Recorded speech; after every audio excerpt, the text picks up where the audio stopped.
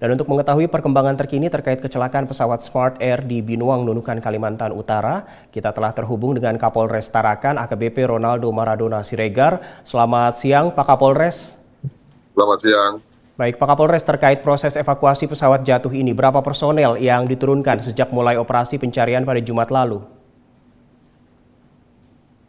Jadi kalau jumlah keseluruhan personil ini angkanya terus bertambah dinamis ya, karena dari awal pelibatannya ini sudah melibatkan unsur dari Basarnas, kemudian TNI, Polri, dan stakeholder lain, masuk dari maskapai sendiri, yaitu dari Smart Aviation, dan juga dari ada maskapai lain. Di sini ada maskapai dari MAF yang juga bantu untuk proses di lapangan, baik yang dilaksanakan di Tarakan sebagai posko komandonya maupun yang dilaksanakan di Malinau. Jadi ada dua posko yang dibuat di Malinau dan di Tarakan.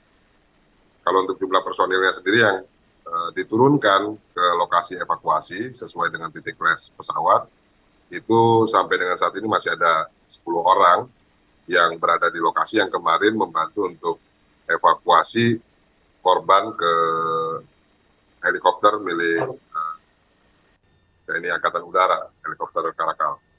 Jadi tim evakuasi kemarin diturunkan dan saat ini mereka juga belum berhasil untuk diangkat keluar dari lokasi kecelakaan karena fokusnya kemarin adalah bagaimana menyelamatkan korban yang selamat, yaitu Kapten Yusuf, dan juga membawa jenazah dari korban yang meninggal dunia, itu almarhum Denny Sobali. Baik Pak Kapolres, apa kendala selama proses evakuasinya? Jadi pertama, daerah ini jadi remote di atas hutan, jadi kejadian ke sini di atas hutan. Kalau ditarik garis lurus dari koordinat pemetaan itu mungkin sekitar 9 km dari Binuang yang menjadi sasaran untuk pesawat perintis ini mengirimkan sembako, karena misi pesawat yang crash ini adalah mengirim bantuan makanan ke perbatasan yang yaitu di Bandara Binuang di wilayah Krayan, Nunukan.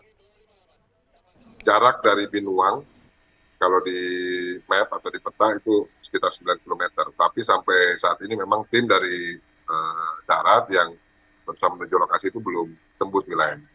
Yang kedua, pada saat akan melaksanakan operasi penyelamatan atau evakuasi dari udara, cuaca yang ada di lokasi kejadian ini yang selalu berubah.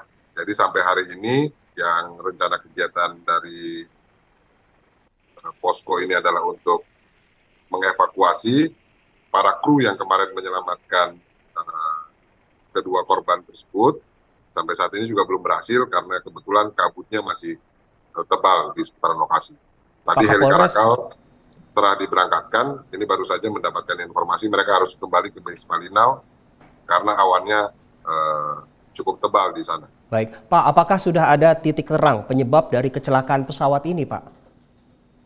Untuk hal itu belum, karena masih ada rekan-rekan dari KNKT nanti akan melaksanakan proses penyidikan, termasuk jadi untuk hal-hal yang perlu dikumpulkan dari TKP, itu belum bisa kita pastikan. Komunikasi kita juga dengan yang di ground, yang di lokasi kejadian itu juga terhambat. Jadi telepon satelit pun itu tidak bisa.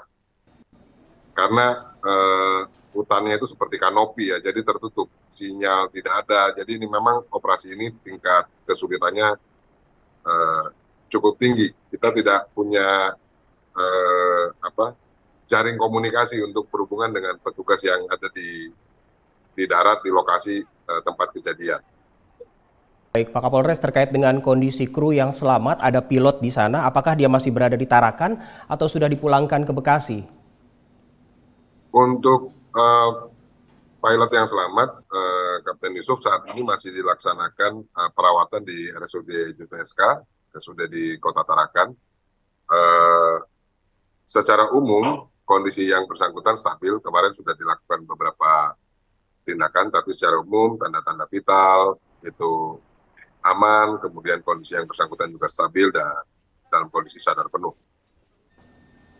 Baik, lalu bagaimana dengan jenazah dari teknisi yang meninggal dunia warga Pangandaran, Pak Kapolres? Untuk jenazah teknisi tadi malam setelah korban tiba di Tarakan, jadi dilaksanakan observasi untuk pilot yang selamat dan kemudian untuk jenazah